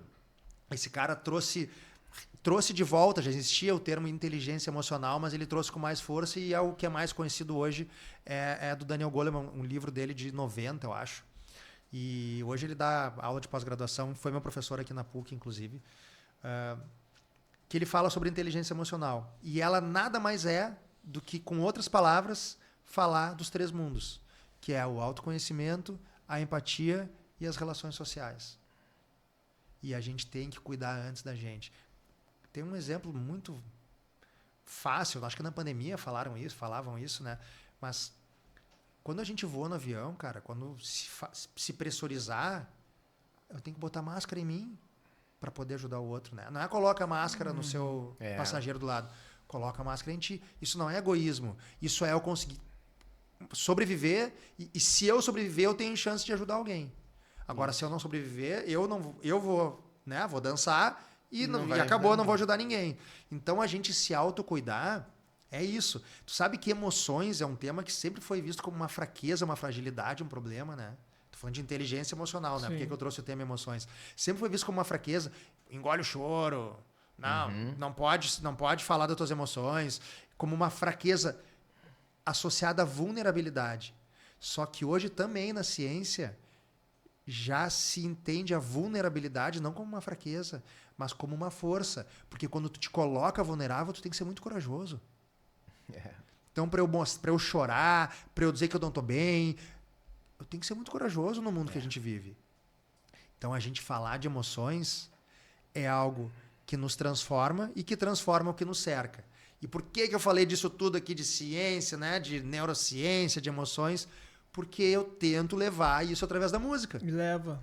E aí tem um cara que assistiu que quero te ouvir. Me conta, deixa eu te entrevistar agora. Vini, o que tu achou do show do Maurício? Não, é isso. Não, mas é que tudo que tu falou aqui dessa 1 hora é justamente o que tu leva no palco, nas letras, principalmente, eu te falei isso, né? Eu acho muito legal o jeito como ele apresenta a música, né? Ou faz o storytelling ali, comercializando um pouco, entre o conceito de cada música, né? Então ele vai ali, conta uma história, envolve as crianças, e aí por isso que é isso, e pum, larga a música em cima. Como ele conecta uma coisa a outra, assim, e traz o público pra dentro. Exatamente, e aí as crianças vêm-se embora, e a mensagem é maravilhosa, é por isso que eu falei pra convidar ele, porque eu acho que ele faz um papel muito importante, né? Porque o músico, ele tem várias vertentes, ele pode ser um guitarrista do rock, ele pode ser um baterista de reggae, ou ele pode também levar a mensagem através da música para crianças, como ele também está fazendo, né? Então, isso que a gente faz aqui, né? Traz todo mundo que trabalha no meio da música para mostrar que tem várias formas de trabalhar na música, né? Não só sendo uma banda de rock tocando num pub, um músico da noite, enfim, mas também dá para fazer isso, né? Trazer uma mensagem legal e levar através para as crianças, né? Cara, sensacional. Muito demais, legal. Pá. É o primeiro podcast que eu fiquei mudo. Né? Eu falo Isso é ruim, isso é bom. Não, é bom, Ah, cara. bom. Eu falo pra um falou. cacete, cara. Pergunta pro Felipe sabe o que eu tô falando. Eu falo muito, cara. E o cara pô, intocável, assim, que legal, que propósito, que, sei lá, como a gente pode chamar isso, né? E tu imaginava em algum momento, assim, lá atrás, viver isso que tu tá vivendo hoje? Cara, eu não imaginava. Tipo, os caras, Sabe por sabe, que a eu não missão imaginava? que tu tem, com tudo que tu aprendeu com a tua vida e com o aprendizado que tu teve, com toda a tua trajetória e que tu tá transformando isso em energia positiva, em sinergia com o que há de mais importante no planeta, que é um caminho para as crianças, assim, né? Um caminho de pensamento, de respeito, enfim, de tudo. É transformador isso que tu faz. Tu imaginou que tu estava fazendo isso? Vicente, eu não imaginei que eu ia fazer isso.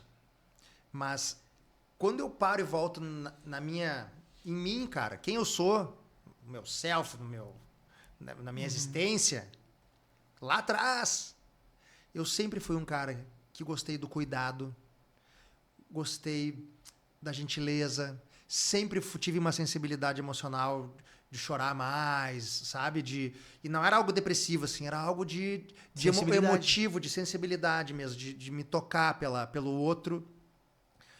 E sempre quis ter família, sempre quis ter filhos. Claro, minha família era aquela de comercial de Doriana, né? Não a minha família, que eu tenho cada 10 pai, 30 mãe, 40 avós. Mas... e que eu amo, cara. Eu não trocaria esse modelo de família por nenhum, porque também nos vendem, né? Sim. Cara, é uma hipocrisia dizer que tem que ser assim. O amor não tem dono, cara. Não é tu assinar um papel, tu subir num lugar, dizer sim, tu botar um... Não é, e não tem dono, tu entendeu? Tem que ter conexão. Sociais, né, são que você convenções, tem que ter conexão entre as pessoas, cara. Conexão. E eu falo pessoas porque, por exemplo, nós temos 3 filhos, nenhum tem o mesmo pai e mãe. Né? Os meus 2 têm o mesmo pai, mas não é a mesma mãe. O Beto não tem... Eu não sou pai dele, de sangue, né? Mas a gente se trata tudo como pai, mãe, filho. Eles não têm dúvidas de quem é o pai, de quem é a mãe, mas a gente convive o afeto, a conexão, o respeito, o desejo de bem do outro é de família. Então, a gente conseguir quebrar um pouco dessas barreiras sociais é difícil. Essa é uma das barreiras. Eu trouxe durante a história outras barreiras que eu tive que quebrar. Para mim, quebrar aquela barreira de largar minha carreira com segurança, com status, cara, eu tenho certeza, se eu perguntar para algumas pessoas da minha família hoje, o que vocês acham de eu voltar pro futebol? Eu tenho certeza que umas vão dizer, tu nunca tinha que ter largado. Bah, isso é forte. Cara, mas olha só, eu tenho que respeitar essa opinião. Claro. O que eu tenho certeza é que essa pessoa pensa muito diferente de mim. E tá tudo bem. Sim. E tá tudo bem. Mas tu perguntou se eu imaginava, né, voltar. Então, eu não imaginava isso. Eu imaginava poder tocar as pessoas, poder sensibilizar as pessoas, poder levar algo que eu acredito para as pessoas. Foi lá com a minha banda grunge, foi depois do heavy metal, porque as mensagens da música de heavy metal, elas eram mensagens mais adolescentes, mas elas sempre foram positivas, cara. Era com outra linguagem, mas elas eram positivas. E eu não me lembrava disso. Esses dias eu parei e peguei as letras e eu achava que eu era todo revoltado. Não, cara, eram letras construtivas, assim, só que com uma linguagem mais crua adolescente. Então eu não imaginava. Mas esse fato de tocar as pessoas, de emocionar as pessoas, de me emocionar com as pessoas. Eu digo no show, né, cara? Olha só, vocês estão aprendendo um monte de coisas aqui comigo, né? De mensagens, estão recebendo um monte de conteúdos. Não gosto de falar aprendendo. Vocês estão recebendo um monte de conteúdos comigo aqui. Mas podem ter certeza que eu estou aprendendo muito. Porque eu olho, eu enxergo quem está ali, cara. Eu me comunico com as crianças, eu vou lá no meio delas, eu bato com a mão, né, os high five. Eu estou ali conectado com aquilo e eu estou aprendendo, eu estou recebendo algo muito bom. Eu não imaginei nunca que eu ia levar essa sensibilidade, emocionar as pessoas para um público infantil. Isso eu nunca tinha pensado. Eu sempre quis ser um super pai. Eu larguei a minha carreira, o primeiro motivo foi, além da infelicidade no trabalho, era poder ficar perto dos meus filhos. Eu falei isso aqui para vocês antes. Eu queria ser um super pai e eu tenho certeza que eu dei o meu melhor. Eu não tenho nenhum tipo de arrependimento quando eu resolvi deixar a carreira, ficar um período sem ter uma atividade fixa de horário diário para poder estar com eles. Fiz tudo com eles, cara.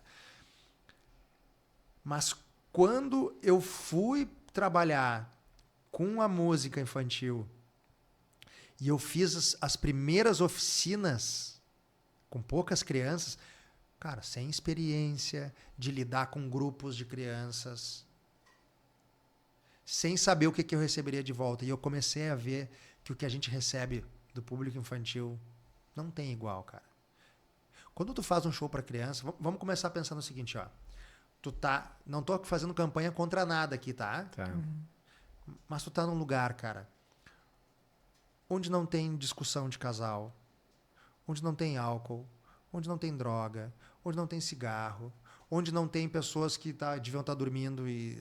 Tu entende? Onde não tem política. Não tem política, não tem religião, não tem todos os fatores de discórdia ou Não- que fazem não mal para a existe ali. saúde, não estão presentes ali, cara. O que tu tem ali, cara?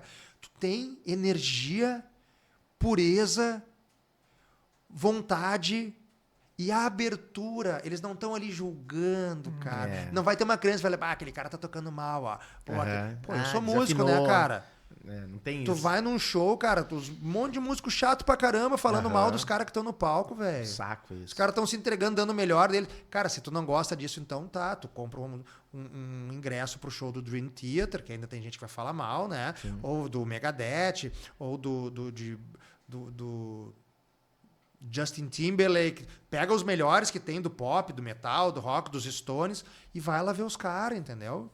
E eles também vão errar. A gente, enquanto músico, sabe que praticamente todos os shows, todos os músicos cometem pequenas falhas, né? Claro. A criança não tá julgando isso, cara. Não, né? Ela não tá olhando isso. Ela não entende. Ela não tá procurando isso, cara. Tu entende essa diferença? Que às vezes tem cara que vai pro show pra procurar defeito, Aham. procurar problema. Não tem nenhuma criança. Ah, não, Maurício. Não, criança não vai ter nenhuma. Porque ela não chegou nesse nível ruim da vida de ficar procurando problema nos outros, entendeu? Então, cara, é um público ali que vai, te entrega, que tu chama, ele vem. Acredito que tenha também uma conexão deles com quem tá do outro lado, né?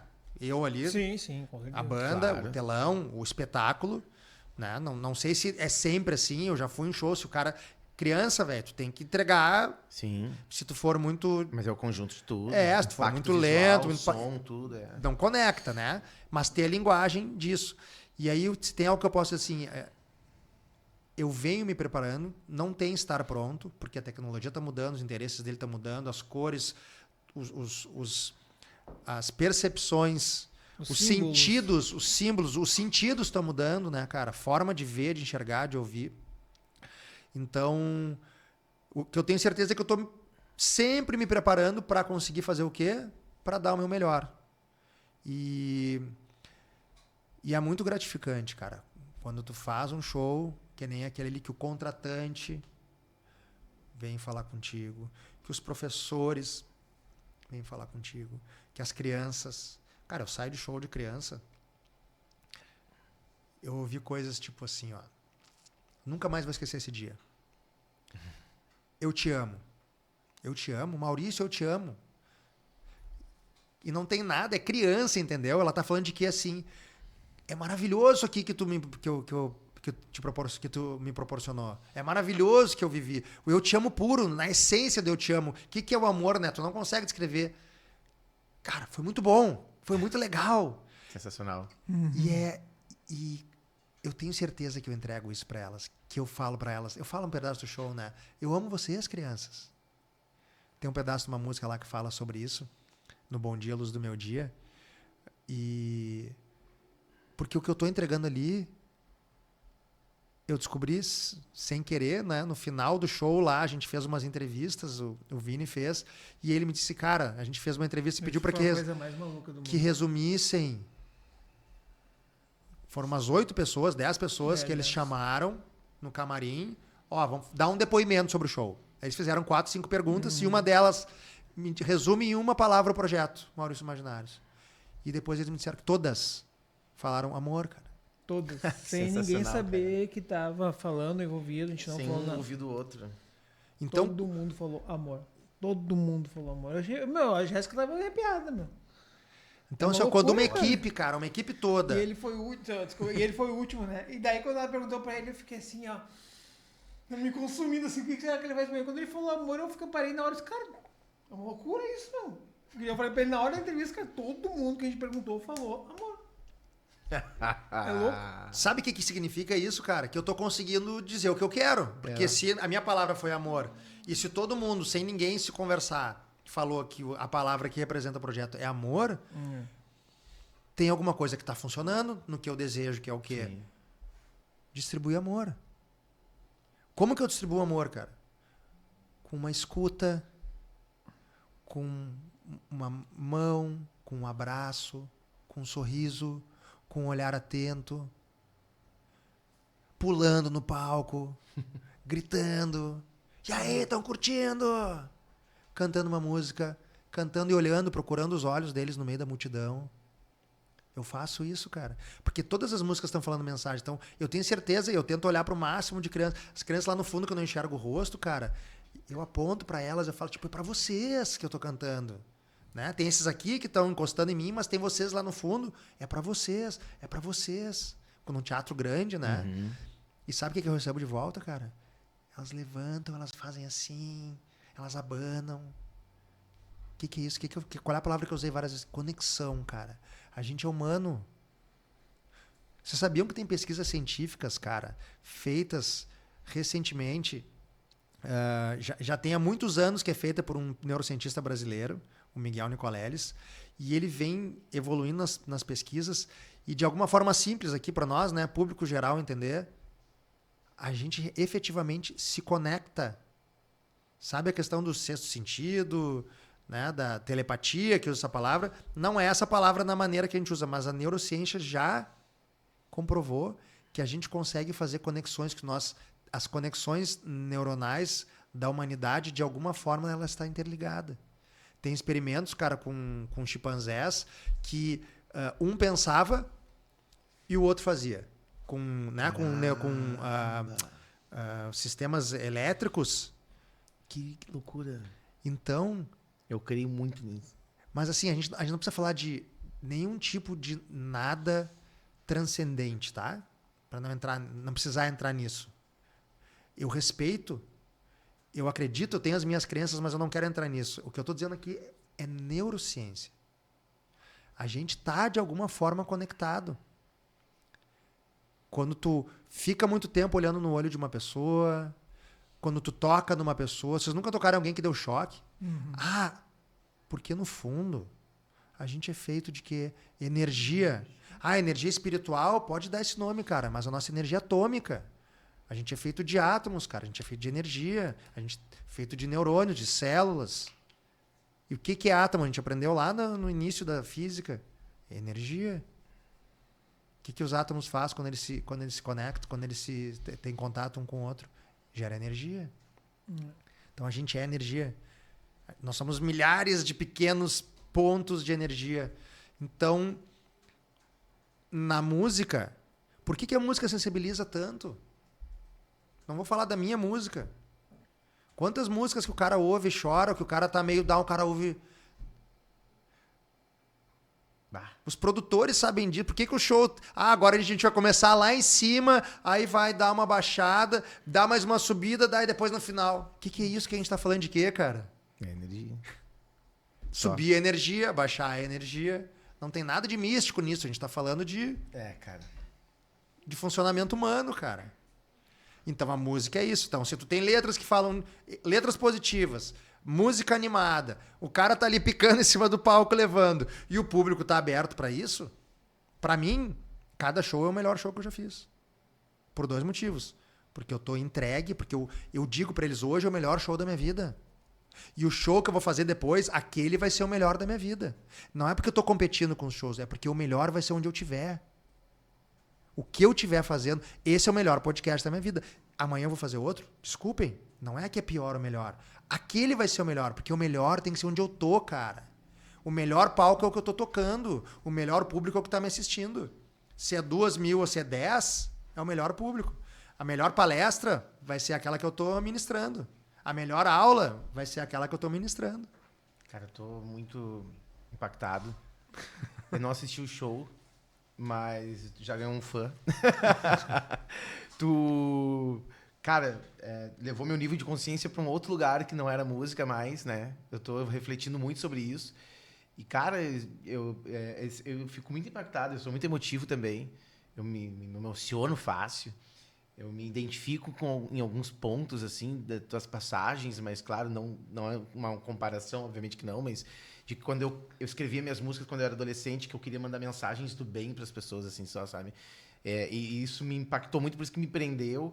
Cara, te agradecer porque, não por ter vindo aqui, etc., porque eu acho que a gente vai estar muito conectado por muito tempo, mas de usar a música como uma ferramenta ou como um elo de conexão positiva, sabe, cara?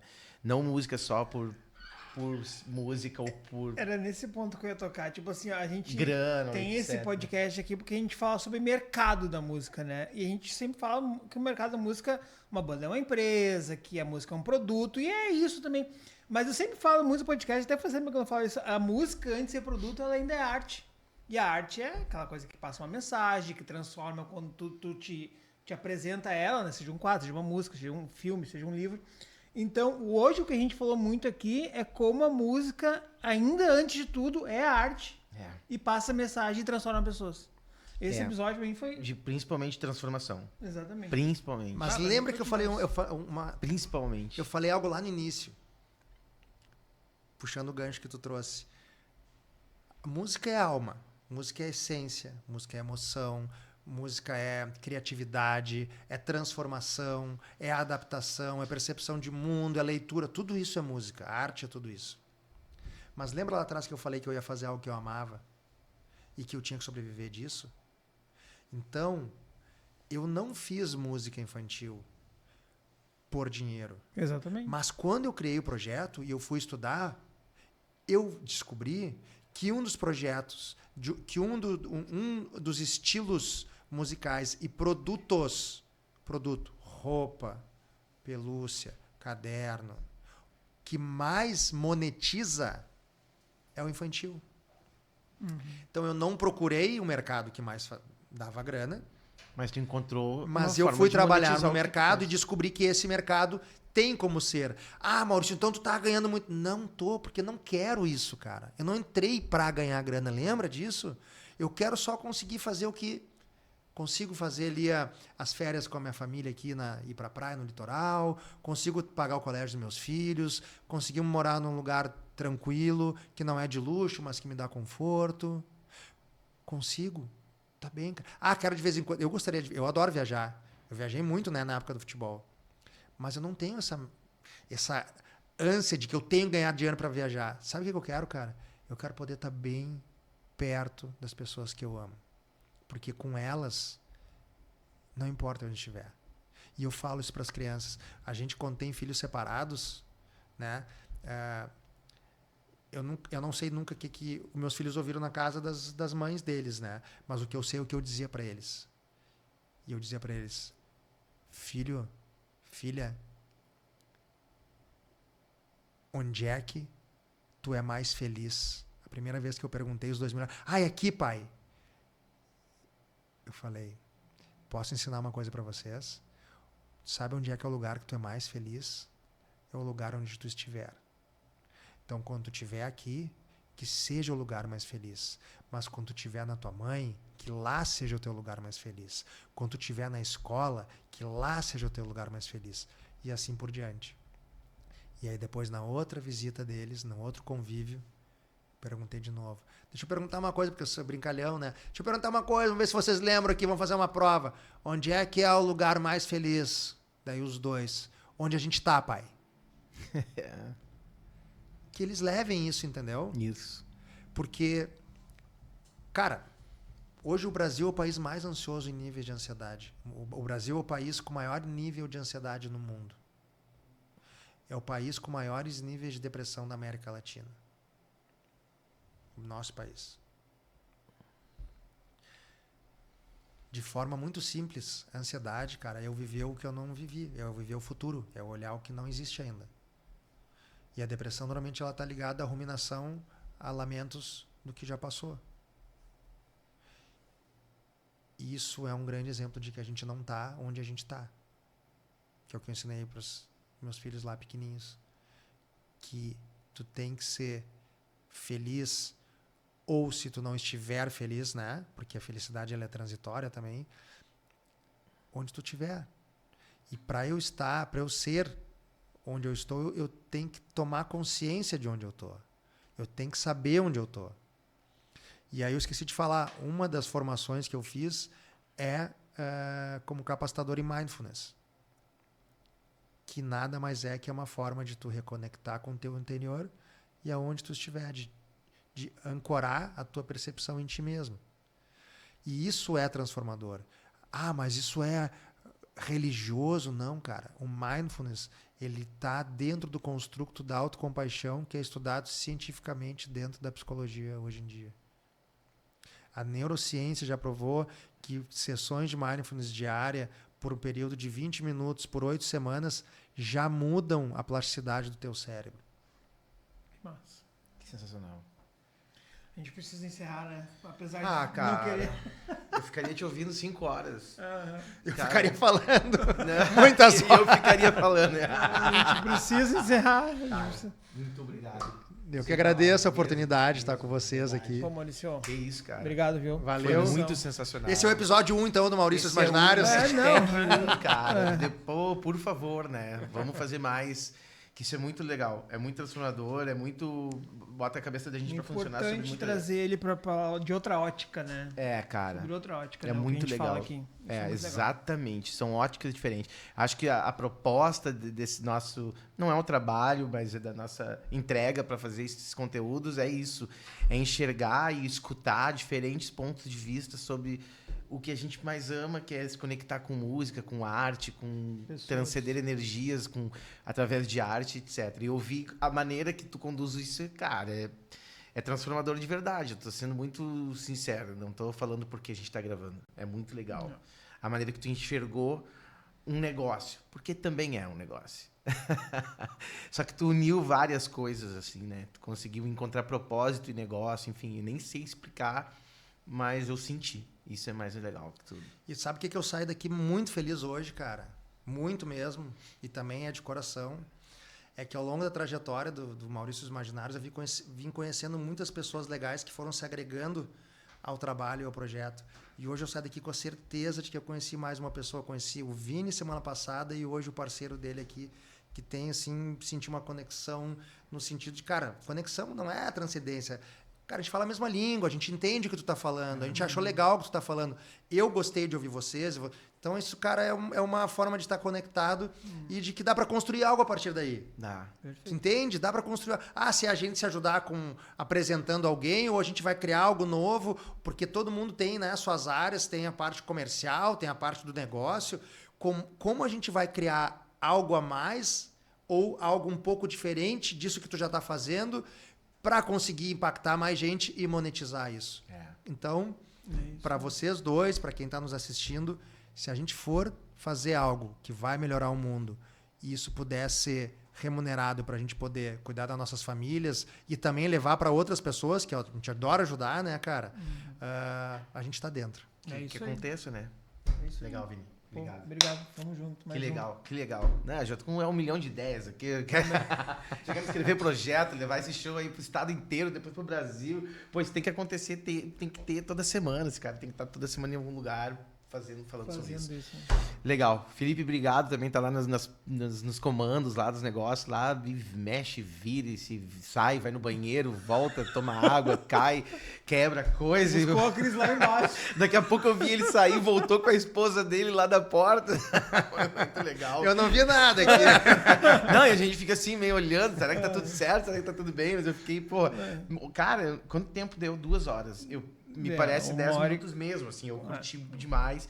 De novo, Obrigado. Valeu, eu que agradeço a Maricião, oportunidade. galera que tá com a gente aí, obrigado pela audiência, cara, que vocês tenham sentido, pelo menos o que eu senti, acho que o Vini também, que vocês tenham aprendido ou recebido algo tão positivo quanto a gente recebeu hoje aqui, porque nosso propósito aqui é esse, sabe? A gente não tem receita também disso aqui, a gente não ganha nada, bem pelo contrário, a gente doa o nosso tempo, porque a gente acha que isso aqui também é importante para dividir essas conexões que o nosso trabalho nos dá e inspirar quem tá ali com alguma indecisão sobre a vida, do que eu não fazer, de como fazer, vou ser músico ou não, isso dá dinheiro ou não, e etc. A gente tá aqui mais para inspirar, talvez, do que educar alguém ou ensinar algo, quem somos nós para ensinar. Então, obrigado. Só te peço uma coisa, te inscreve no nosso canal, isso não custa também nada, né? Aciona as notificações ali, @TaNaGigPodcast. Fala as redes sociais. Maurício e os Imaginários. YouTube, site com as informações e Instagram. E para quem quiser um pouco dessa parte de saúde mental aí, pensando na parte empresarial, pensando em adultos, pais, né? Eu trabalho como educador parental também.